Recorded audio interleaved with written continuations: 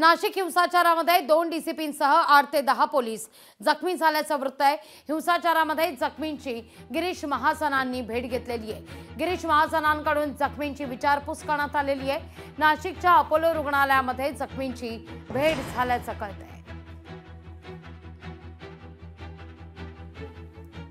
3-4 लोक जखमी झालेले आहेत।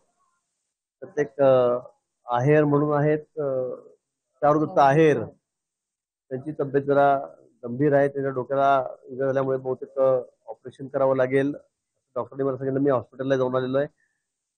पोलीस जे आहेत ते या दगडफेकीमध्ये 8-10 पोलीस हे सुद्धा जखमी झालेले आहेत। 2 अधिकारी आहेत, डीसीपी आहेत, त्यांनाही कानाला लागलं, इथे स्टिचिंग वगैरे आलेले आहेत, पोटाला लागलेला आहे, मुकामार लागलेला आहे।